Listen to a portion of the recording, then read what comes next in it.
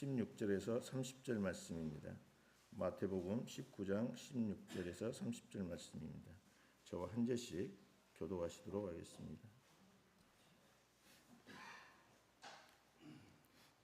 어떤 사람이 주께 와서 이르되 선생님이여 내가 무슨 선한 일을 하여야 영생을 얻으리까?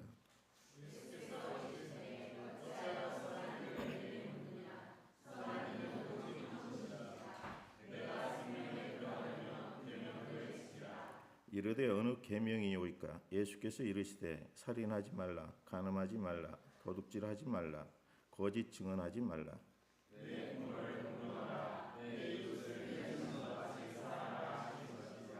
그 청년이 이르되 이 모든 것을 내가 지켰사온데 아직도 무엇이 부족하리이까?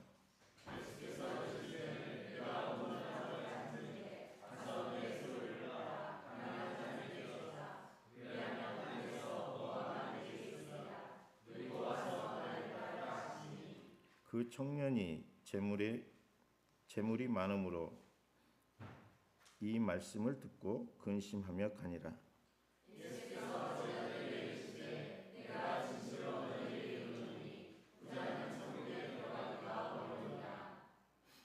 다시 너희에게 말하노니 낙타가 바늘귀로 들어가는 것이 부자가 하나님의 나라에 들어가는 것보다 쉬우니라 하시니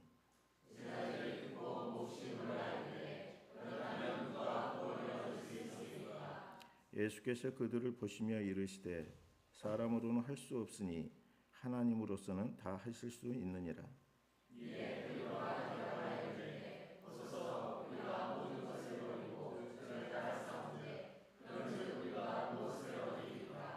예수께서 이르시되 내가 진실로 너희에게 이르노니 세상이 새롭게 되어 인자가 자기 영광의 보좌에 앉을 때에 나를 따르는 너희도 12 보좌에 앉아 이스라엘 12 지파를 심판하리라.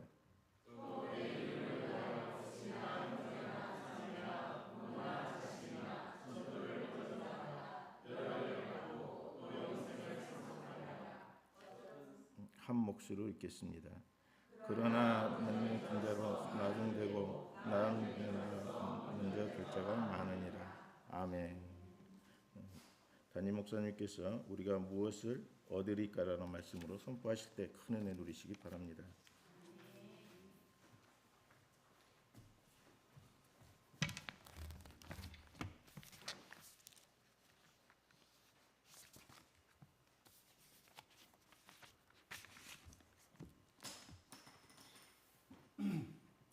기도하겠습니다. 아버지 하나님, 오늘도 하나님께서 변함없이 우리를 불러주시고 이 아침부터 하나님을 향하여 온 마음을 다하여 온 입술을 다하여 찬양케 하신 하나님을 찬양합니다. 아버지 하나님, 우리의 생사고락과 우리의 고통과 우리의 아픔과 우리의 애로움과 우리의 애통을 하시는 우리 아버지 하나님, 이 시간 선포되는 말씀이 우리에게 큰 위로가 되게 하시며 온전한 아버지 하나님을 섬기고 온전한 예수 그리스도의 사랑과 온전한 하나님의 사랑을 알 수 있고 고백할 수 있는 귀한 예배의 시간이 될 수 있도록 주님 축복하여 주시옵소서. 예수 그리스도의 이름으로 기도드리옵나이다. 아멘. 할렐루야. 아버지 하나님 감사합니다. 아버지 하나님 사랑합니다. 죽도록 사랑합니다. 내 생명 다 바쳐서 주님을 따르겠습니다. 예수님 사랑합니다. 골고다 언덕까지 가셔서 나를 사랑하신 예수님, 목숨까지 바쳐서 나를 사랑하신 예수님, 나도 예수님처럼 예수님을 위하여 그 길을 가겠습니다. 성령님 감사합니다. 성령님 환영합니다. 내 마음을 열어놓으니 깊이 내 마음속에 자리 잡아주시고 주인이 되어 주시옵소서. 성령님, 내 마음 가운데 들어와 주시옵소서. 들어와 주시옵소서. 감사합니다. 감사합니다. 네, 지난 일주일 동안도 얼마나 여러분 고생하셨습니까? 얼마나 수고하셨습니까? 날마다 여러분 가운데 기쁨만 넘치면 얼마나 좋겠습니까? 근데 사실은 그것이 아니잖아요. 얼마큼 힘들었으면 석가모니도 108번 노래를 그렇게 고백해놓고 죽어갔겠습니까? 그래요. 인생에는 행복이 없습니다. 고통만이 따른 것이 맞습니다. 석가모니 말이 정답입니다. 왜요? 창세기 3장 15절부터 아담과 이브가 죄를 범한 우리 인간은 가시떨기 속에 살아갈 수밖에 없는 고통의 인생으로 하나님이 저주하셨습니다. 왜요?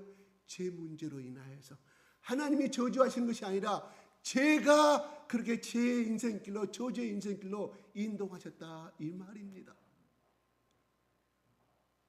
그래서 그 고통의 문제를 해결해 주시기 위해서 오신 분이 2000년 전에 여러분이 찬송의 고백했던 십자가의 그 고난의 길을 예수님이 선택하셔서 우리를 이제 부르셔서 여기에 오신 분들 30년 전에 부르신 분도 있고 40년 전에 부르신 분도 있고 뱃속에서 태어나면서 예수님이 부르신 분도 있습니다. 아니 이제서 인생의 항원길에 예수를 만난 사람이 있습니다.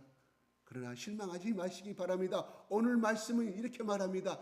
늦게 된 자가 나중되고 나중된 자가 먼저 된다고 말씀하십니다. 마라톤에서 올림픽에 제일 마지막으로 뛰는 결승에 뛰신 분 누군지 아십니까? 제일 잘하는 사람 400m 계주에서. 그러므로 여러분 늦게 선택받았다고 후회하지 마시기 바랍니다. 고민하지 마시기 바랍니다. 오늘 말씀은 늦게 된 자가 나중되고 나중된 자가 먼저 된다고 했으니 부지런히 십자가의 그 고난의 길이 아니라 십자가의 그 영광의 길. 오늘 또 오늘 말씀에 보면 내가 마지막 때 오셔서 나의 보좌에 너희 자리를 앉게 하신다고 예수님이 선포하셨습니다. 예수님이 이 땅에 계실 때 제자들에게 약속하신 말씀입니다. 그 말은 제자는 오늘날 누구냐? 여기 앉은 모든 분들이 제자입니다. 그 말씀이 2000년에 예수님이 하신 나의 말씀이 곧 제자들이 하신 말씀이 나에게 주신 영광의 말씀으로 받아들이시기를 예수 그리스도 이름으로 축복드립니다.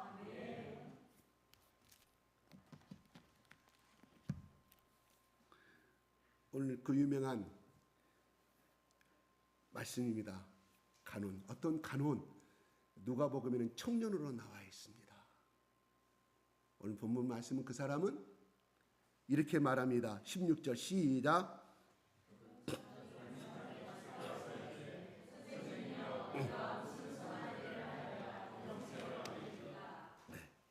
어떤 사람이 예수께 다가왔습니다. 선생이여, 오늘 하면 라피여 이런 말이에요. 선생님이여, 내가 무슨 선한 일을 해야 영생을 얻을 수가 있겠습니까? 이렇게 고민합니다. 상당히 고민의 고통에 찬 말씀이에요. 지금까지 예수님께 다가오신 도움을 요청했던 사람들은 그러니까 뭐예요? 병 문제, 질병의 문제, 죽음의 문제, 다 그런 문제였어요. 죽어갔다는, 그다음에 나사로 문제라든가, 또 거의 자기 아들이 죽어가는데 내 종이 죽어가는 살려달라고, 내 딸이 죽어가는 살려달라고, 다 그런 문제였는데 오늘의 말씀은 그것이 아니에요. 어떻게 해야 내가 영생을 얻을 수가 있는가? 아마 이 청년 속에는 굉장히 많은 고민이 있었던 것 같습니다. 다시 말해서 상당한 오늘 말씀에서 그는 간혼이었습니다. 볼게요. 17절에 시작.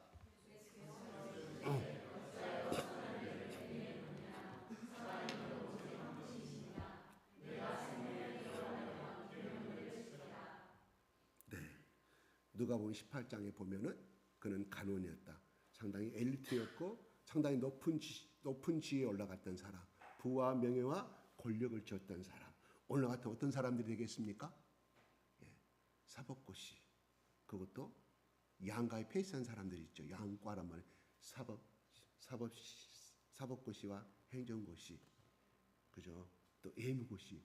우리 현존하고 있는 사람들 중에, 정치가들 중에 그런 사람들이 있어요. 이쪽에 출신이 있어요. 여러분 아시는 분은 아마 그런 사람들의 부와 명예가 다 일찍이 남들보다 더 성공한 사람이었습니다. 재력도 가지고 있습니다. 권력 다 우리 인간이 추구하는 그런 모든 것을 다 가진 사람. 그렇지만 그에게는 고민이 있었다 이런 말이에요. 그런 명예와 권력으로 출세로 끝난 것이 아니라 상당히 철학적으로도 영성의 문제에 깊이 관여했던, 그러니까 청년 때니까 한참 잘 나갈 때잖아요. 항원 말년에 죽음이 다가오니까 다가간 사람과 이제 팔팔한 자기만을 믿고 살아가는 사람과의 그런 시대의 이 사람인데, 그런 어떤 진리적인 문제, 영성에 다가간 사람은 상당히 나름대로의 인생의 모든 내세관과 가치관이 어느 정도 확립되어 있는 사람, 올바른 청년의 사람이었어요. 이렇게 생각하면 좀 보게요. 근데 예수님이 답변을 이렇게 말하면, 선한 일을 어찌하여 나에게 물어보느냐. 아이고 청년이여, 간호님이여, 관리님 잘 오셨습니다. 아유, 당신같이 진지한 사람은 처음 봅니다. 이렇게 말해야 되는데 어찌하여 물어보느냐. 그러면서 선한 이는 오직 한 분이다. 그러니까 여호와 하나님이시다. 저 모세오경에 말하는 아브라함부터 기록되어 있는, 창세부터 기록되어 있는 우리 선한 하나님밖에 없다고 말합니다. 내가 생명에 들어가려면 계명들을 지켜라. 이렇게 말합니다. 영생을 얻으리까, 이 말씀을 가지고 예수님이 계명들을 지키라고 말해요. 근데 그 계명을 중에서 18절에 그 말을 듣고 이 간원이 말합니다. 시작.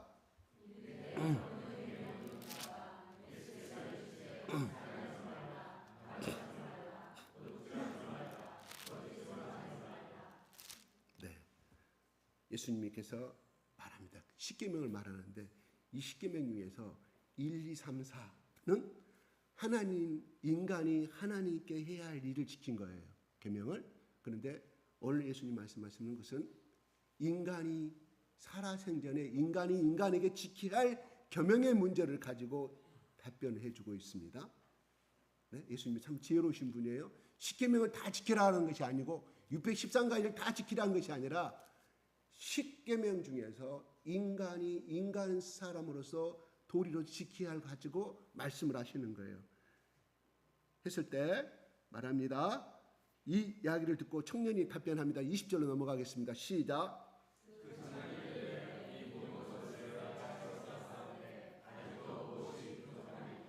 청년이 이르되 이 모든 것을 내가 지켰다고 합니다. 제가 하나 볼게요. 여러분 제가 물어보겠습니다. 살인하지 말라. 여러분 지키고 있어요? 그렇죠? 예수님 안 믿는 사람도 지키고 있어요. 그다음에 간음하지 말라. 여러분 다 지키고 있어요. 도둑질하지 말라. 이건 조금 어릴 때 여러분 구슬, 나무 그 친구 집 가서 구슬 훔친 거, 딱지 훔친 거 걸리죠? 요 주일학 애들한테 너 제이콥에 가봐. 아이 선생님 저요 옆집에 엊그제 가가지고요 제가 딱지 좀 훔치고 이렇게 좀 구슬 좀 훔쳤어요. 이런 고비, 이런 시시한 연필 좀 훔쳤어요 선생님, 이런 걸 가죠. 예, 이것은 우리가 생각하는 그런 것 말고 성년이 되어서 정말 남을 물건 훔치지 않아야 훔친 것들 말하죠. 군인들한테 질문하면 뭐라 하겠어요? 군인들한테 어젯밤 내 옆에 다른 부대가 철모 훔쳐왔습니다. 제가 수통을 줬어요. 군대장 안에 딱 한 가지 수통 생활했어요. 수통 옆에 차고 가는 거 있잖아요. 아침 일어나니까 수통이 없어져가지고 제가 예전에 말씀드렸죠. 저는 근데 군대에서는 뭐라고 하냐면 우리 안종 목사님 웃고 계신데 간물 이동이라 그래요. 국방부 것인데 나라 것인데 잠시 그 사람 거 이쪽으로 나가는 왜 제대할 때 놔두고 와야 되니까 도둑질로 생각하지 않아요. 근데 그것이 전통이 돼가지고 저도 이제 아침에 이렇게 고참들이 모여가지고 없는 거 손들어 그러면 손들었거든요. 이등병 때 막 전입해가지고 자고 났더니 수통이 없어졌습니다. 너 내일 아침까지 채워. 그 뭔 말이 하여튼 수단과 방법을 가르치지 말고 동료가 됐든 다른 부대 가서 훔쳐갖고 오라는 거죠. 이제 제가 보초 쓰고 새벽 3시에 와서 훔쳤어요. 그 다음날 딱 집합시켜서 물었어요. 고참이. 네, 채웠습니다. 그러면 끝나는 거예요. 누구 채웠어? 말하지 필요가 없어요. 채웠어? 그러면 끝나는 거예요. 예, 있습니다. 무슨 말 했습니다. 거짓 증언을 하지 말라는 거. 재판장에 가서 남에게 억울한 일, 남이 친구 부탁 받아가지고 저 사람의 인생을 망치고 그 사람의 모든 재산과 모든 가문을 망칠 수 있는 그런 증언을 하지 말라는 거죠. 법정 앞에 섰을 때 거짓 증언 꼭 우리 재판장 앞에 서본 적 없죠. 거짓 증언 하잖아요. 친구들 앞에서 일반적인 대화 속에서 그렇죠? 어쩔 수 없이 친구 일 때문에 여기서 어떻게 보면 그냥 그렇게 큰 죄는 아니에요. 근데 그렇게 하시면 안 되겠죠. 부모를 공경하라. 공경 다 했습니까? 이거 걸려요? 다 걸려요? 다 걸려요? 저도 걸립니다. 예, 내 이웃을 내 자신과 같이 사랑하라. 이거 우리 그렇게 하고 있습니까? 못하죠. 못해요. 마음으로 나오면 어쩔까? 옆집 아파트 입지 사는 사람한테 어떻게 하죠? 그런 소리 들으면 안타깝네요. 어떻게 하죠? 이런 말을 하지만 선뜻 재물을 갖다 주고 이런 거 못 하잖아요. 왜 못해요? 내일 아침에 우리 딸, 우리 아들 학비 내야 되는데, 내일 모레 월세 내야 되고 집세 내야 되는데, 또 이렇게 융자 받은 이자 내야 되는데, 한 달 월급쟁이를 딱 정해져 있잖아요. 쓰는 거. 근데 딱 부모님 때문에 돈이 나가고 그러면 몇 달 동안 이렇게 좀 헤맵니다. 그렇기 때문에 자기 부모님한테 잘 못하는데, 그렇죠? 이유를 선뜻 이렇게 할 수는 없겠죠. 네? 그런데 청년은 말해요. 이 모든 걸 내가 지켰다고 말해요. 굉장히 우리가 따라갈 수 있는, 번잡할 수 없는 사람이에요. 인격적으로나 도덕적으로나 윤리적으로 대단히 훌륭한 사람입니다. 어떤 무슨 예수님 옆에서 사형수로 죽어가는 십자가에서 죽어가는 그 강도들이 아니라 모든 것이 완벽한 사람이라 이런 말이에요. 적어도 자식들이랑 친구들 앞에 나가서 나같이 좀 살아봐라 떵떵거릴 수 있는 사람이라 이런 말입니다. 오늘날을 내놔도 그가 예수 믿지 않는 사람이라 할지라도 종교가 없다 할지라도 상당하게 정신적으로도 인텔리전한 사람입니다. 그러면서 하는 말이에요. 이 모든 것을 내가 지켰는데 지켰다. 뭐는 청년이다. 예수님 말씀하시자마자 네가 이걸 다 지켰느냐? 내 이 모든 것을 다 지켰다고 말합니다. 아니 이것 중에요. 이거는 조금 제가 좀 칠계명에 좀 문제가 있습니다. 엊그제 내 친구들 간에서 약간의 거짓말을 했으니 이렇게 말할 수 있는데 담대하게 내가 이 모든 것을 지키고 있다고 말합니다. 굉장히 완벽한 사람입니다. 우리도 이 사람처럼 살기를 원합니다. 아니 진짜예요. 그런데 그러면서 다 했는데 뭔 말이에요? 또 지킬 것이 있습니까? 어떤 내가 지키지 아니하는 것을 말씀해 주세요. 내가 앞으로도 지켜야 할 일을. 상당히 당당한 사람입니다. 거짓말하는 사람이 아니에요. 나름대로 예수께서 말합니다. 그런 사람을 향하여서 시작.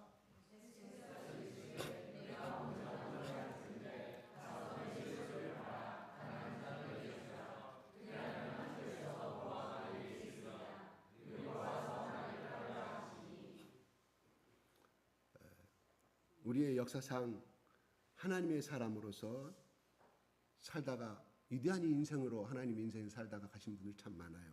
근데 그분들의 과거가 어떤 사람들이었어요? 대부분 그렇죠. 술 먹고 깡패질하고 또 그런 사람도 많아요. 또 막 그런 이야기들 참 많이 해요. 오히려 그런 사람들이 예수 믿는 게 쉬워요. 근데 여기 간원처럼 완벽해 보는 사람, 내가 하나님 앞에 뭔 죄인이냐? 우리는 다 죄인입니다. 예수 믿으세요. 예수 믿으세요. 나는 완벽한 사람인데 나처럼만 사세요. 나는 법으로서 살 수 있는 사람이라고 이렇게 하는 사람들이 많아요. 오히려 그 사람들이 예수 만나기 힘듭니다. 그런데 그래서 웨슬러라든가 기타 유명한 또 외국의 유명한 21세기를 살아갔던 19세기를 살아갔던 유명한 부흥사람 목사들, 우리 한국의 그런 또 목사님들 젊을 때 어떤 삶을 살았는지 우리는 잘 알고 있습니다. 그런 사람들이 예수 만나면 확 뒤집어져요. 그런데 나는 모태신앙이에요. 태어날 때부터 모태신앙. 어릴 때 예수 믿는 사람들은 죄인의 의식을 갖기가 참으로 힘들어요. 정신적으로 본다면 정신의학자들 하는 말이에요. 힘들어요. 나처럼 그래도 아빠 내가 술을 먹어서 담배를 피워. 옆집에 그 누구 봐봐. 그게 지금 그는 고등학교 때부터 여자친구 만나가지고 100일 되면 100일 축제하고 또 뭐 6개월 되면 6일 축제에서 반지 만들어서 살고 또 끝나 사는 것이 아니라 끝나 또 새로운 여자를 만나서 또 사귀고 그것도 또 뭐 30일 축제 만난 지 기념 축제 반지도 하고 그러잖아요. 또 바꿔. 아들이 말합니다. 아빠, 엄마, 그 애는 그렇게 삶을 살잖아. 어제도 외박하고 왔어. 여자 바꾼 지가 지금 5번째야. 아빠 나는 그런 사람을 안 살잖아. 그 친구 고3 때부터 술 먹어서 나는 그건 아니잖아. 틀려요, 맞아요. 맞습니다. 그러기 때문에 예수를 뜨겁게 그렇게 모태신앙의 사람들은 예수를 뜨겁게 사랑하기 힘들어요. 이건 공통적으로 나온 거예요. 내가 말한 말이에요. 신학자들이 통일해서 하는 말이에요. 그래요. 그렇기 때문에 어떤 부모들은 그래요. 자가 그냥 변화되지 아니하고 그냥 술에 술 타는데 물에 물 타는데 살아가는 미지근한 사람이라서 저거 그냥 하나님의 다리 꽉 부러뜨려가지고 큰 사고가 나게 거기서 죽음 가운데 있을 때 예수님 앞에 손나고 해서 그러면 뜨겁게 된 신앙이 될 거 아니냐. 어떤 고백이 저한테 그렇게 살아봅시다. 어떤 부모님이. 저도 그런 생각 가지고 있는 사람이에요. 뜨겁게 내가 20살 때는 저렇게 살지 않았는데 어쩌면 내 아들은 내 딸이 저렇게 살까. 답답하죠. 그게 좀 달라요. 모태신앙하고. 예, 그렇습니다. 나는 저 나이 때 선교사로 가기를 소원했고 죽으면 죽으리라 하나 꼭 기도했는데 우리 자식 그것이 아니고 내 아들 좀 그냥 자기 자랑만 해. 자기 딸 내가 얼마나 훅사는가. 그 말이 맞아요. 적어도 예수를 모르는 또 그냥 또 다른 집사님 아들 딸 비교해 봤을 때 우리 자식이 더 깨끗이 살아. 그건 맞아요. 그렇습니다. 넘어가겠습니다. 그러면서 예수님이 말합니다. 네가 그렇게 산 것이 인정하신다.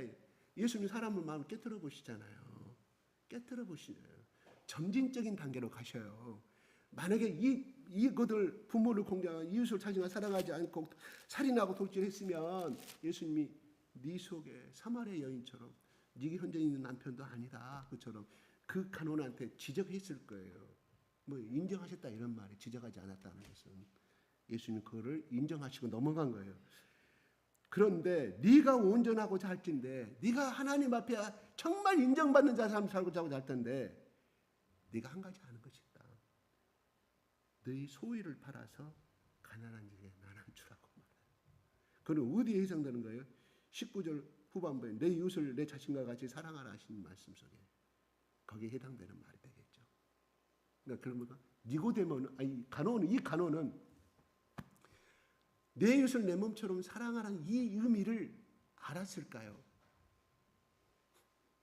우리는 이웃과의 관계를 좋게 지내죠. 물론 싸운 사람도 있습니다. 아파트 소음 때문에 대부분 아이고 그래서 이웃 사촌 저기 서울에 있는 사촌보다는 친척보다는 바로 이웃이 이웃 사촌이라 하는 말이 그렇게 생긴 거예요. 아이고 아드님 어떻게 오늘 보니까 너무 멋있고 아주 당신의 따님은 어떻게 그렇게 인사를 잘하고 너무 착해요. 공부도 잘한다면서요. 아침에 엘리베이터 안에 만나면 승강기에 서로 인사하고 잘 지냅니다. 먹을 거 생기면 좀 나눠씩 서로 먹고 합니다. 니고데모도 그렇게 했겠죠. 왜? 부자기 때는 더 많이 줬으면 좋지. 그리고 뭐예요? 고아 가부를 돌보라 그랬잖아요. 이것이 내 이웃을 자신과 사랑하는 말씀에 해당되는 말이거든요. 지금도 저희 이스라엘 나라에서는 금요일날 해가 지기 시작하면 종교 경찰이 아니라 극자 극우 유대인 극우 신앙의 유대인들이 휘바람을 불면서 우리 사진에 보면 이게 검정 모자 쓰고 다니는 머리를 까고 가지고 시커먼 유비하는 망토 입고 다니는 사람들이 그 사람들이 얼굴도 받지도 않아. 그 사람들 나라에 돈도 주지도 않는데 앞장서가 해가지고 막 뿌리 아까 안 닫으면 와가지고 막 소리치고 닫으라고 소리치고 아무리 그렇게 해도 그 과일 장사하신 분들이 조금 이거 다음 주 내일 오늘 안식일이 끝나고 그 다음 날 팔려고 하면 과일이 상할 것 같아 하는 것은 조금이라도 흠이 있는 것은 다 남겨줘. 왜? 누구를 위해서? 고아 가난한 자들이 그걸 가지고 가더라. 놔두고 가요. 그들은 어떻게 보면 우리보다 그들이 율법적이라 하지만 우리보다 더 도덕적인 사람들이에요. 만약에 우리나라가 그렇게 살아간다고 하면 적어도 내일 쉰다고 할 때 적어도 자기가 못 팔던 거 아니면 또 옷가게 하시는 분들은 이거는 좀 별로 맞은도 안 남고 그냥 입어도 되겠다 그런 것들 놔두고 한다고 하면 우리나라가 보다 더 수준도 인격적인 수준이라든가 나누는 삶에 그리고 다 같이 손잡고 나누는 더불어가는 사회가 아름다운 사회가 될 줄로 믿어요. 근데 우리는 그런 유대인들 향해서 율법적이라고 우리는 생각하는 거예요. 이 시대도 그렇게 했다 이런 말이에요. 오늘날 그 2000년의 역사가 유대인 사회 지금까지 하고 있다. 이스라엘에 하고 있다니까요. 우리는 뭐예요? 부자면 부자일수록 하나도 더 남기지 않고 다 담고 부자들이 더 어때요? 과일 가게 가면은 비싸니 흠이 있니 없니 이 포도가 조금 뭐가 날아갔다는 더 깎읍시다. 과일 가게 하시는 분은 여기 있으신가요? 경험 과일 가게 별로 이익이 안 남습니다. 안 남아요. 또 보세요. 두 번째 가게 월세 내야 되잖아요. 대부분 가게가 큰 아버지 때부터 금수로 그 물려받아서 운영하신 분들은 돈은 벌지만 그냥 먹고 살기 위해 직장생활 하다가 명퇴를 당해서 퇴직을 당해서 아니면 사고로 인해서 직장을 나갈 수 없으면 그걸 어떻게 돈을 좀 모아가지고 융자 받아 진짜 돈 빌려서 가게를 얻어가고 하는데 반듯해야 자기 인건비 남는 건데 그걸 돈 있는 사람 가가지고 이거 좀 흠이 있네 뭐 좀 깎읍시다 좀 서비스 주면 안 돼요. 일반 사람들이 그런 거 다 이해를 하는데 교회 다니는 사람 그러면 그 비난의 대상이에요. 그럼 우리는 어떻게 해야 됩니까? 예수 믿는 사람은 손해보고 팔아야 돼요. 손해보고 내가 사야 한다 이런 말이에요. 조금이라도 제가 말씀드렸잖아요. 어떤 A교 집사는 와가지고 깎는 계속해서 깎았는데 어떤 B집사는 다른 교회 B집사는 그냥 제일 처진 거 그냥 부른 대로 사가는 거예요. 아이고 이거 A급 사가면은 다음 못 펄 적 안에 제가 사갈게요. 그래서 거기 감동받아 이게 나왔다고. 제가 그 간증을 이야기해 줬잖아요. 이게 우리의 오늘날 우리 정신이 필요합니다. 특히 과일 가게 깎지 마십시오. 준 대로 그냥 받으세요. 조금 좋은 거 A급 먹는다고 그래가지고 내 인생이 달라집니까? 내가 부자 되면 이거 나눔의 정신으로 좀 살았으면 일부러 C급 가져가고 저 예수 믿는 왜 아주머니는 왜 아저씨는 C급 가져가요? 같은 가게인데 우리 예수님이 그렇게 하라했거든요. 우리 목사님이 그렇게 하라했거든요. 감동받습니다. 갈 때 그때는 어떻게 그 사람이 일부러 좋은 거 A급 딱 감췄다가 줘. 감동받으니까 그 속에 예수 믿는 사람은 다르구나. 예수 믿는 사람은 나도 저 교회 다 다녀볼까? 마음이 조금씩 시작될 거 아니에요. 불교 신자였다 할지라도 그 사람이 파는 사람이 우리 일상의 삶이 이거 좀 필요합니다. 제가 오늘 본문의 말씀 좀 벗어나서 이야기했습니다. 소유를 팔아 가난한 자는 나눠 주라. 가난한 자는 아이를 파는 너 소유를 팔아서 적어도 네가 이웃사랑을 하기는 했는데 오늘 떡단체가 많이 되고 오늘 결혼잔치가 되어서 남은 음식 가지고 옆에 사람 대접한 거 그것이 이웃사랑도 맞지만 안 준 사람보다 낫지만 인색한 사람보다 낫지만 그것이 이웃사랑의 본질이 아니다. 한 번이라도 너가 지금까지 살아오면서 이웃을 사랑할 때 네 소유를 팔아가지고 네가 가지고 있는 일부 재산을 팔아서 저 가난한 거지와 고아와 가부들에게 행한 적이 있느냐 이 말이에요. 남은 거 그날 명절이라 2월절이라고 그날 설날이라 추석날이라 해가지고 이렇게 주는 거 안 나누는 사람보다 낫지요. 사실은 낫지요. 훌륭한 사람이죠. 예수님이 원하시는 것은 적어도 네가 가지고 있는 일부분이라도 그렇게 팔아서 사랑을 나눠 받느냐 하는 거예요. 그러면서 네가 그랬다고 하면 하늘에서 보아가 너에게 있으리라. 이건 현세를 이야기합니다. 현세의 내세를 두 가지를 가지고 네가 그렇게 행했다면 하나님 네가 행한 만큼 배로 갚아주리라. 그리고 네가 죽은 다음에 하나님 나라에 갔을 때 네가 영생을 얻을 뿐만 아니라 배의 상급을 받는다. 이런 말씀이에요. 그러면서 그리고 와서 나를 따르라고 말합니다. 그러니까 무슨 말일까요? 예수님을 따른다는 것은 예수님의 가르침에 순종한다고 예수님을 사랑한다는 증거는 뭐냐? 바로 네가 가진 것을 나눠주는 것이다. 어떻게? 팔아서. 판다는 것은 무엇을 의미할까요? 판다는 것은 무엇을 의미할까요? 손해를 의미하는 거예요. 오늘 우리 아들 생일이고 모처럼 딸만 낳는데 8번째 아들 낳아가지고 걔 경사가 나서 모든 돈을 버려 잔치를 벌이고 돼지고기 사서 소고기 사서 나 일부를 주는 거 그것도 사랑이지만 정말로 이웃을 사랑한다는 증거는 뭐냐? 네가 손해보는 것이다. 왜 이 사람은 못하고 떠났을까요? 손해보니까. 그리고 이 돈을 내가 어떻게 번 돈인데 내가 현재 여기까지 오기까지 남들 다 놀 때 24시간 죽어라고 머리 싸매고 내가 어떻게 공부해서 이 자리까지 올라왔는데 그래서 번 돈인데 내 이 금쪽 같은데 내 살과 똑같은 돈인데 내가 그거를 팔아서 나를 따르라고 여기는 소유를 판다는 것은 100% 다를 의미하는 게 아니에요. 적어도 네가 갖고 있는 거 팔 수 있는 만큼의 팔아라. 물론 그 속엔 더 남은 온 재산을 팔아란 말도 되겠죠. 떠나버립니다. 떠나요. 그리고 나를 따라하는데 22절에 청년이 재물이 많음으로 이 말씀을 듣고 근심하여 가니라. 아마 청년이 이렇게 나 재물이 많은데 제가 얼마만큼 팔아야 될까요? 이렇게 물어볼 수 있었잖아요. 한마디 듣고 예수님이 너희 계명을 지켰느냐? 나는 계명을 다 지켰다. 또 부정한 것이 있습니까? 그만큼 얼마나 선한 행위를 했느냐 이런 말이에요. 선한 행위를 한 사람이에요.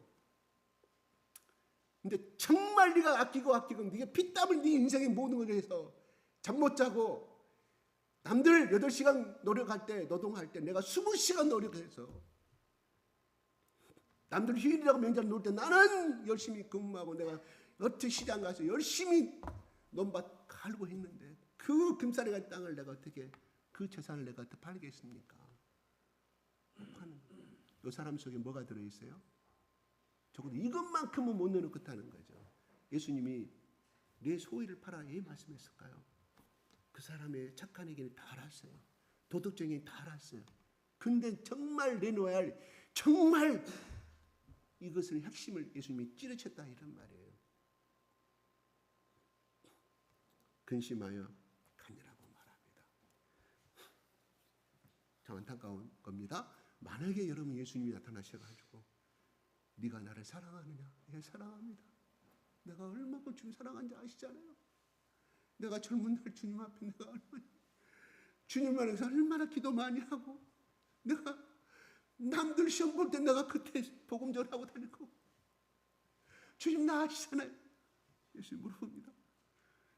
네가 나를 사랑한다. 네 소유를 다 팔아 나를 따라가고 있을 때 과연 여기 중에 손들고 나갈 사람 누가 있습니까? 모르죠. 이 기간을 아마 몰라 이 청년한테 아니면 또 나한테 앞으로 내가 한 달 후에 다시금 나타나리라. 맨날 며칠이 24시에 기도하고 있어라. 내가 한상 가운데 너를 만나러 네 답변을 듣기 때문에. 그러면 또 모르겠죠. 여보 예수님 어제 나 기도하는데 나타나시가 이렇게 주문하는데 우리 소유 다 팔고 아파트 팔아 우리 아들들 둘, 셋 명, 자식들 세 명, 다섯 명 어떻게 합이 되지? 요 집도 팔아란 말 아니야? 부인이 대답합니다. 여보, 어제 진짜 예수님 만난 거 진짜 멋져. 당신 망상 아니요? 가대망상 아니요? 당신 미친 거 아니요? 어제 당신 성령 받아가지고 비리 꽂혀가지고 날마다 금식 기도하고 하다만 비리 꽂혀가지고 이런 답변할까요, 안 할까요? 정상적인 아내란 말이에요. 정상적인 아내예요. 그게 정상적인 아내. 아브라함이요, 본토 아비집을 떠나러 어느 날 하지도 못한 하나님이 조상한테 들었던 그 하나님 나타나셔가지고 본토 아비집을 떠나라고 했을 때 아브라함이 자기 형제들하고 자기 형님하고 동생들이 협의 안 했죠. 그때는 대가족제도 있는데 이야기하지 않았을까요? 영화에 보면 그거 나와요. 아브라함 영화 보면 아버지가 그래요. 너 혹시 잘못된 거 아니냐? 머리가 돈 거 아니냐? 형님은 그래요. 아브라함아, 정말 네가 하나님 앞에 그렇게 음성을 들었냐? 아브라함 들었다. 가족들이 계속 미쳤냐? 당연하죠. 가족들이 핍박이 아니면 정상적인 겁니다. 정상적인 가정입니다. 그렇게 해가는 정상적인. 어느 누구가 들었다고 그래 아브라함 형님 가세요. 할 사람 아무도 없어요. 다 무엇 때문에 우리 형님은 가려고 그럴까? 늙음하게 그렇게 아들 하나 자식 없다고 하나님 주신다고 그랬는데 그 무엇 때문에 가려고 그런가? 그냥 누구 집에 입양시키고 아니면 이웃집에 처반 얻어가 얘기 나고 잘 사니까 그래서 하면 되지. 그 알지도 못한 땅 수천 킬로를 왜 가려고 그럴까? 그럴까 하는 거예요. 아브라함도 그 방해가 있었다니까. 성경에는 기록되지 않았을 뿐이 탈무드에 전승돼서 나오고 있습니다. 그래서 그 영화가 그렇게 각본돼서 나오는 거예요. 말씀을 듣고 근심하였거니와 예수님이 청년한테 내가 한 달간의 여유를 주겠다. 다시 만나자. 또 몰라요. 거기서 예수님은 즉답을 원했다. 왜? 그만큼 자신만만했기 때문에. 나 이러면 내가 하나님 나라에 아브라함에게 약속하신 그 아브라함에 계시는 그 나라에 갈 수 있다는 자신감이 있었기 때문에 이렇게 답변한 거예요. 다 지켰다. 무엇이나 부족하냐 이런 말이에요. 그러니까 영생을 얻기 위해서 찾아온 그 자체는 높이 살만한데 그 사람 속에는 내가 의인이고 내가 도덕적으로 순결하다는 자기 자신의 자기 자만이 있었다 이런 말이에요. 따라갑니다. 23절에 말합니다. 예수님이 제자들하고 대화를 나눕니다. 시작.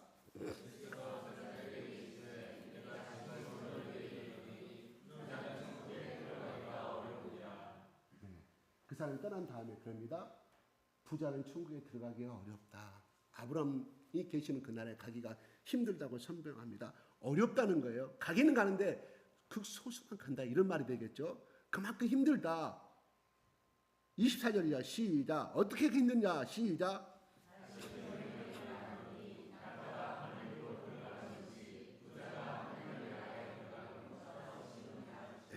아주 유명한 말씀입니다. 낙타 우리 잘 알죠. 우리 직접 보지는 않아요. 동물에 가신 분들 봤겠지만 엄청나게 큰 이렇게 바늘 끼었죠. 못 들어간다 이런 말이죠. 들어가는 것이 부자가 하나님 나라에 들어가는 것보다 쉽다. 낙타가 바늘 구멍을 통과하지만 그것보다 부자가 하나님 나라 가는 것이 어떻게 비교해서 낙타가 바늘구멍 들어가는 건 더 쉽다고 말합니다.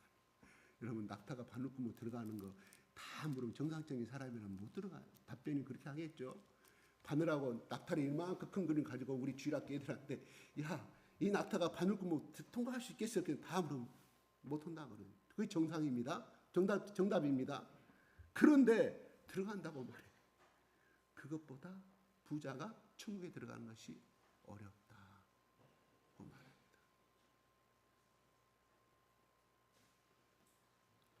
이 답변을 제자들은 어떻게 받아들였습니까? 25절 시작.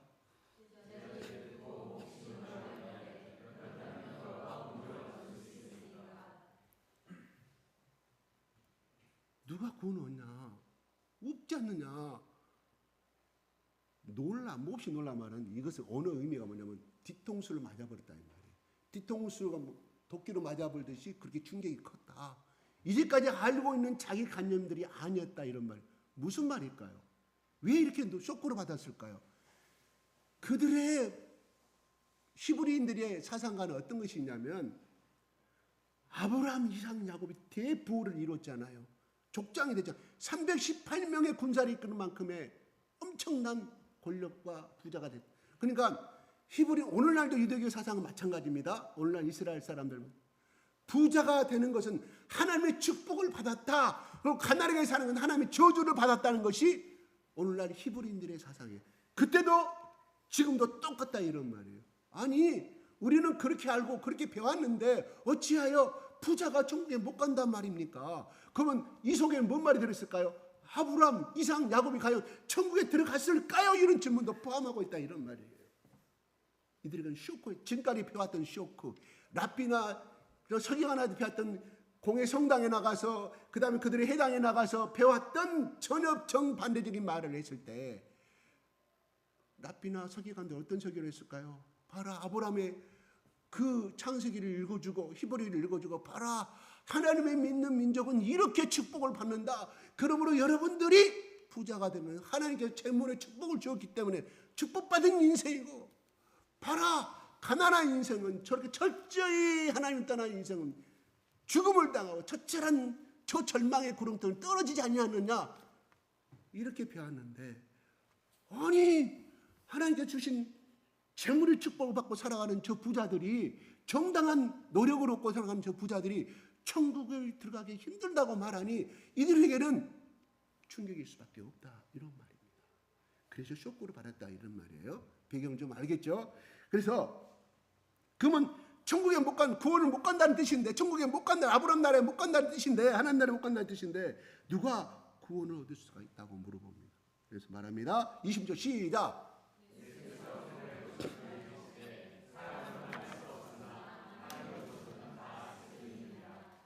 네, 사람으로는 할 수 없으나 하나님으로는 다 하실 수 있다. 좀 이해가 어려운 말입니다. 사람으로는 할 수 없으나 그러니까 뭐예요? 부자가 천국에 분명히 못 들어가는데 구원을 얻지 못하는데 하나님으로는 할 수가 있다. 인간의 힘으로는 할 수가 없으나 하나님으로 힘으로는 가능하다. 이런 말이에요. 자, 그대로 넘어가겠습니다. 27절 시작.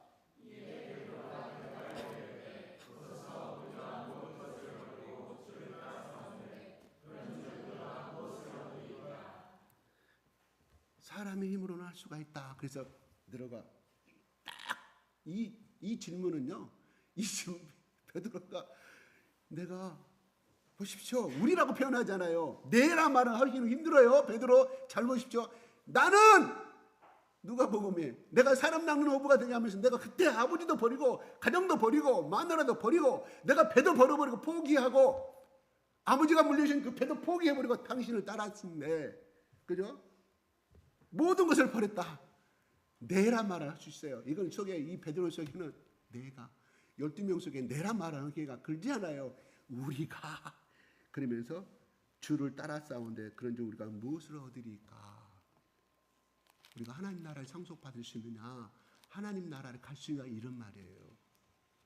베드로의 질문 속에는 긍정적인 칭찬을 얻고자 하는 질문이 들어있어요. 왜요? 아직은 성령 받기 전에 자기 일가 살아있는 인간의 예수님을 따르기는 따르지만 예수는 나의 구세주라고 고백하고 그리스도라고 고백한 사람이지만 아직도 1차적인 자연인을 머무르고 있는 베드로 이게 또한 우리들 모습 아니겠어요? 사람들 어떤 사람 만났는데 그 자매니 이렇게 고백합니다. 내가 예수 믿고 열심히 살았는데 우리 아버지가 저 유명한 저 포항에 있는 그 회사에 근무하다가 안전사고를 당해가지고 화상을 다 입어서 지방에서는 못 고치는 서울의 저 유명한 병원에서 2년간 병수발을 내가 했다. 나 직장 다 버리고 내가 딸로서 아들이 없으니까 딸로서 내가 무남 동료이기 때문에 그렇게 자랑을 합니다. 굉장히 효녀로 저는 생각해요. 그리고 효녀죠. 부모를 공경하는 효녀죠. 이런 세상에 직장 다니고 간병 쓰면 되잖아요. 오늘날 직장 포기하는 여성들이 얼마나 공부학 들어가기 위해서 공부하십니까? 대학 4년 동안 토익 준비하고 그 힘들게 단 직장을 갖다가 포기하고 아버지 간호를 위해서 직장도 포기하고 2년 동안 아버지 360을 2년을 여러분 병가를 해보셨잖아요. 얼마나 힘들어요. 여러분 아버지 어머니 잠시 병원에 입원하고 잠시 일주일 동안 왔다 갔다 번거롭잖아요. 얼마나 힘들어요. 벌써 자기 생활의 패턴이 깨져버리고 직장 생활하면서 그 생활하면 정말 힘들지 않습니까? 근데 2년 직장도 포기해버려요.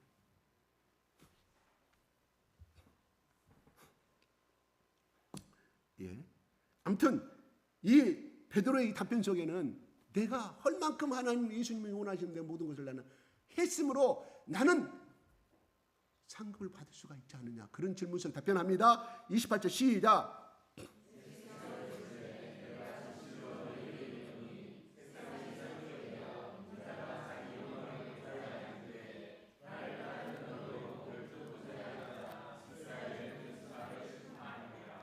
예, 이거 축복의 말이죠. 베드로한테, 열두제자한테 하시는 약속의 말씀이에요. 네.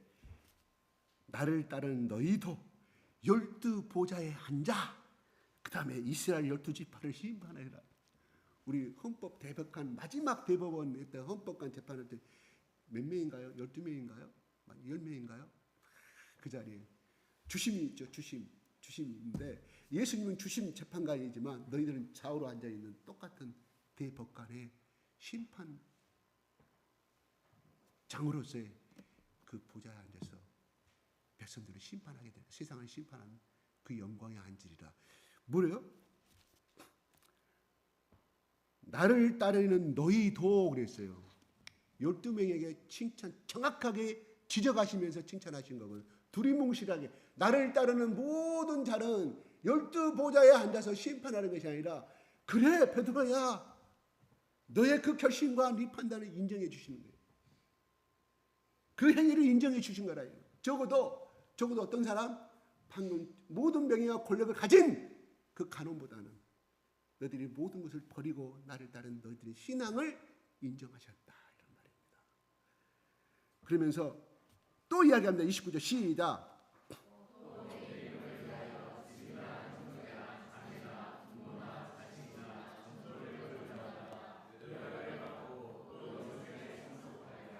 내 이름을 위하여.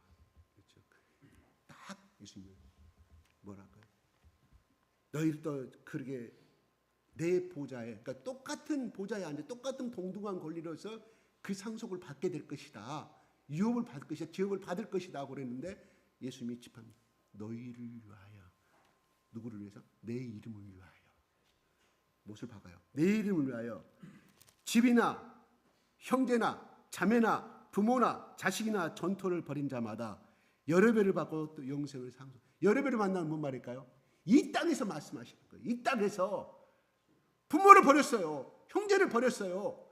그 다음에 집도 버렸어요. 포기해버렸어요. 누구를 위해? 예수 그리스도의 십자가를 따른다고 해가지고 이 땅에서 뭐요? 여러 배의 축복을, 그 행위보다 더 많은 축복을 받는다. 그리고 영생의 세계 속에서는 영생을 상속하리라. 여러분 이 말씀을 그대로 해석하면 좀 힘듭니다. 예수를 믿는 것은 집도 버려야 되네. 집도 포기해버려야 남을 줘야 되네. 그 다음에 부모고 뭐고 나 필요 없어. 나 떠나요. 알아서 하시오. 난 더 이상 자식이 아니오. 이런 거. 그죠? 그 다음에 농토 다 필요 없어. 친구한테 나눠줘 버리고. 하나님이 배를 주신다. 갚아주신다. 그대로 해석하면 이 말을 들은 예수님의 12제자는 이걸 깨달았을까요? 그게 아니라 그럴 만큼의 모든 하나님의 영광을, 예수 그리스도의 영광을 위해서 따르게 예수님 제자가 되기 위해서 그것을 포기한다는 것은 무슨 말이냐면 우선순위가 예수님이 우선순위고 이것은 2, 3순위라 이런 말이에요.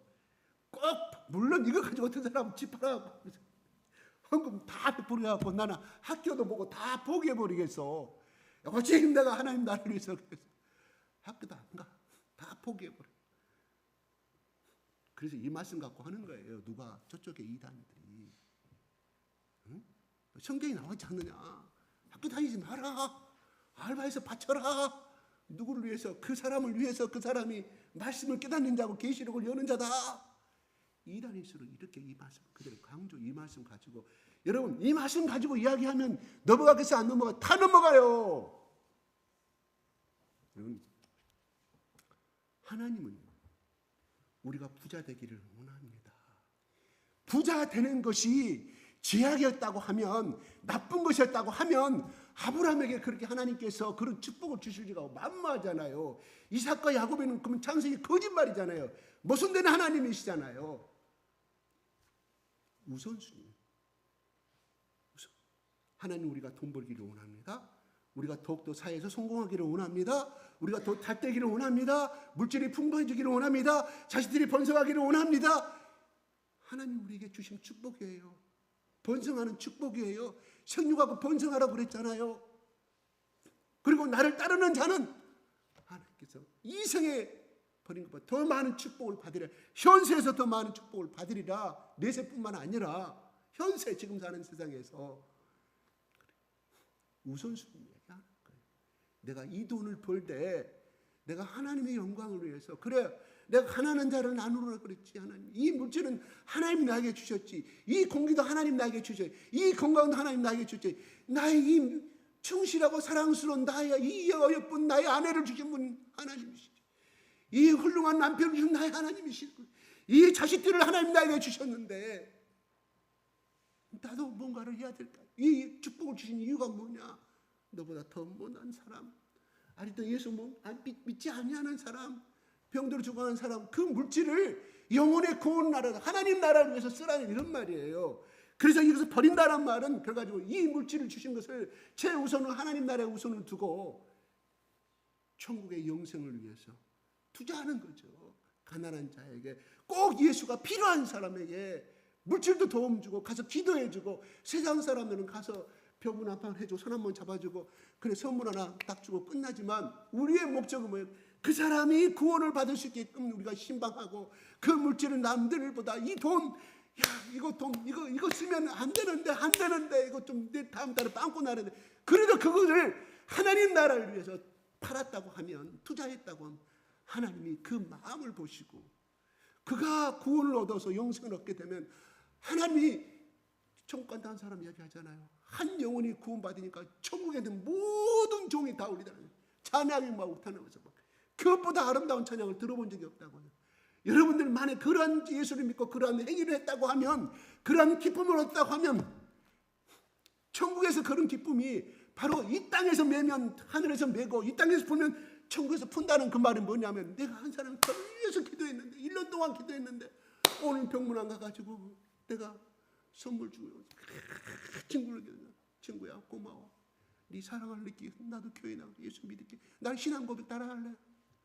그때 돌아오는 여러분의 기쁨이 천국에서 온 종이 흘리던 그 기쁨을 나타내는 거예요.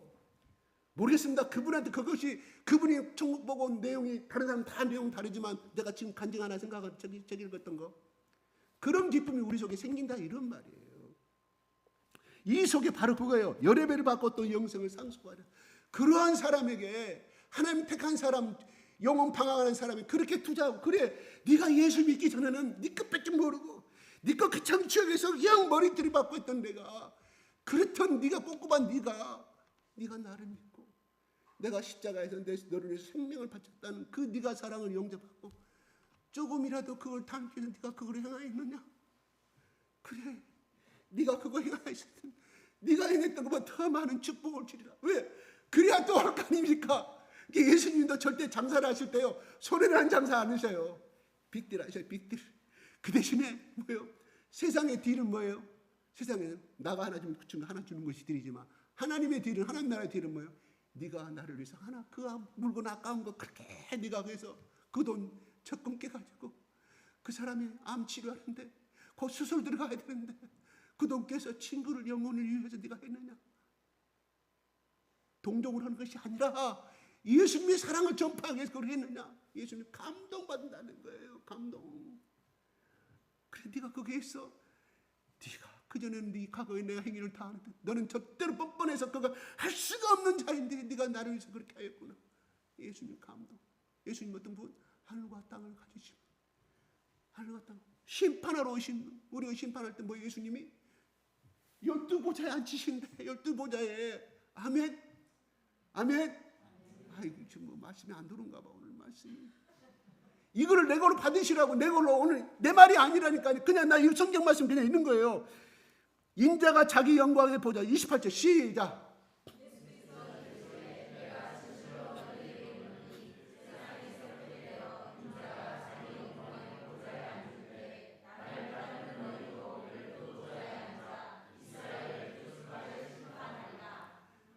열두 제자가 하시는 말씀인데 오늘날 우리가 다 제자잖아요. 그래서 예수님이 살아계실 때 마태복음에 28장 18절부터 말씀에 그러시잖아요. 12절인가. 너희는 모든 민족을 제자 삼아 아버지와 아들과 성령의 이름으로 세례를 주고 내가 분부한 모든 것을 가르쳐 지키게 하라. 보라 내가 세상 끝날까지 너희와 함께 있으리라 그랬어요. 세상 끝날까지 12제자 다 죽어버렸잖아요. 틀리잖아요. 세상 아직 안 끝났잖아요. 그럼 제자가 누구냐? 우리다 이런 말이에요. 예수님의 말씀은 성경의 말씀은 항상 현재형으로 이야기합니다. 현재 2000년 전에 했던 말씀이나 오늘 지금 예수님께서 2000년 전에 제자들을 통하여서 이렇게 말씀하고 이 말씀을 2000년의 역사에 기록된 조선왕조실록이 아니라 이 시간에 오늘 이 시간에 우리가 성령께서 오늘 본문에 예수님이 하신 말씀을 통하여서 내가 12보좌에 앉은 고난과 심판의 축복을 주리라. 아멘. 그걸 내 말씀을 받으세요. 오늘 말씀이 이해가 안 되더라도 이 말씀을 내 것으로 함성하세요. 오늘 치아가 거의 99.99예요. 내가 주고 싶으면 110점 주고 싶어요. 우리 다 못 외웠잖아. 나도 아직 다 못 외웠어요. 이 아이가 이것을 읽기까지 얼마나 했겠어요. 전번에 정승현이 우리 주일학교에 계속 나옵니다. 얼마나 외웠겠어요. 이 말씀이 그냥 함성으로 끝나는 것이 아니라 내 인생의 레마로 남기를 원합니다.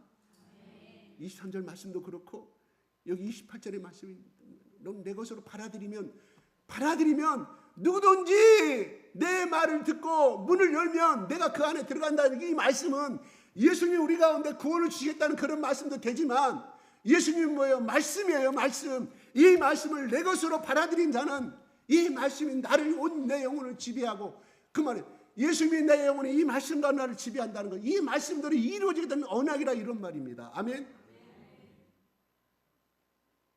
여러분, 네가 죽도록 충성하라. 내가 면류관을 내게 주라. 성령의 면류관. 여러분, 면류관은 뭐예요? 면류관? 임금이 취임식 할 때 임금의 왕관을 씁니다. 왕자로 취임할 때 왕자로 써요. 왕관을 써요. 그죠? 그걸 이야기하는 거예요. 모자를 이야기하는, 정식으로 인정해주는 임명을 이야기하는 거예요. 고난을 주는 거예요. 그 속에는 그 간 속에는 그 간의 의미는 모든 나라를 통치할 수 있는 그 나라를 통치할 수 있는 백성을 통치하는 고난이 들어있는 것처럼 우리가 나중에 이거를 쓰게 될 것인데 오늘 이 말씀 속에서 뭐예요? 그냥 앉아있겠어요? 흰 옷만 입고? 그죠? 우리 재판관들 보십시오. 그거 어디서 온 거예요? 일본에서 온 것이 아닙니다. 자, 미국의 서양 유럽 것에서 건너온 문화입니다.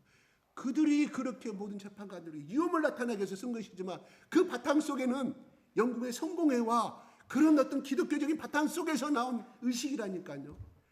그래서 대제사장을 위임시킬 때 어떤 옷을 입고 어떻게 쓰고 어떤 옷을 입고 다 그 속에 깔려진 그 문화가 기독교의 문화가 오늘날 현실 속에 나타난 기독교 국가에서 나타난 문화라니까요.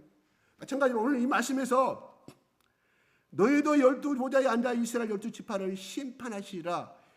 그래서 내 이름을 위해서 그렇게 포기한 자는 진짜로 그 물건을 팔아서 하신다는 분 있어요. 그런 레마를 주신 분은 그렇게 하셔요. 근데 여기서 진정한 의미는 뭐냐면 바로 모든 물질이 우선순위를 하나님 중심으로 한다. 이런 말이에요. 여보 11조라는 것은요. 방금 내가 여보라고 그랬어요? 못 들었으면 넘어갑시다. 내가 버렸다가 집에서 11조 의미가 무엇입니까? 10분의 1을 바치는 거죠. 그죠? 제가 여러분 헌금 말하지 않으면 내가 기본적인 개념을 이야기해요. 기본 정신. 10분의 1을 바치라는 것은요, 물질의 주인이 네 것이 아니다는 거예요. 하나님 것임을 인정하는 거예요. 나머지 10분의 9도 하나님이 나한테 건강 주셔서 했음을 나타내는 상징적인 것이 10분의 1이거든요. 이건 무엇을 의미하느냐? 모든 물질이 너희를 축복받고 너희 가정이 축복받고 너희들이 적용하는 것은 하나님께서 너희를 보호하시고 사랑하셨기 때문에 주신 축복이다. 그러므로 너희가 10분의 10을 다 바치라는 말이 아니라 그 상징적인 의미로 10분의 1을 바치라고 한 거예요. 그래서 그것을 고백하는 사람은, 그것을 내는 사람은 뭐예요? 내 마음의 고백이 어떻게 행위로 나타나잖아요. 그렇죠? 하나님 그걸 보신다 이런 말. 하나님께서 아브라함에게 모리산 가가지고 이삭을 바치라고 했을 때 상징적인 거잖아요. 하나님이 다 머릿속에 계산하신 거예요. 그 진짜로 이 사람이 행하는가 안 하는가, 네가 정말 나를 사랑하느냐, 네 자식을 바치기면서까지 20년 동안 기다렸던 그 아들을 이제 청년이 돼가지고 얼마나 정이 들었겠어요. 하나님 그걸 테스트하신 것이잖아요. 그래서 아브라함한테 그러잖아요. 아브라함아 멈춰라. 이제서 내가 너를 사랑함을 알았노라. 네가 이삭을 바쳤으니 네가 한 명만 바쳤지만 난 너희 대대 자손으로 축복의 번영, 하늘의 무별처럼 축복의 번영 유사를 또 하나님께서 약속하십니다. 그래요. 우리가 바친다는 것은, 시간을 바친다는 것은, 제가 물질 생략하겠습니다. 시간을 바친다고, 그 다음 내 노력을 바치는 것은 절대 손해가 아니라는 거예요. 여기서 그거잖아요. 그것을 우선순위로 바꾸기는 너무 힘들어요. 왜요? 영국의 속담이 이것이 있습니다. 돈은 모든 문을 연다 하는 속담이 있어요. 안 되는 문을 열어요. 사형수로 가는 문을 무죄로 만드는 것이 돈이에요. 영국에서 오직 했으면 그 말이 나왔게, 속담이. 우리 속담 그대로 넣었죠. 한건 맞는 줄은 많이 들어봤지만 돈은 모든 문을 연다. 그만큼 돈은 우리의 생명과 우리의 삶의 목숨과에 직결되어 있는 것인데, 바로 우리의 신앙과는 물질과는 하나님이 주신 것이다. 이것을 인정하게 가는 사람은 하나님 앞에, 하나님이 너의 삶을, 또 내 어떤 것을 요구하였을 때 내 시간과 내 노력을 지킬 수 있는, 하나님 앞에 제2선 신앙주의로 갈 수 있는 기본관이 성립되어 있는 사람, 그 사람이 예수님의 제자입니다. 그 사람이 축복받는 길입니다. 아멘. 시간이 가버렸어요. 29절 시작.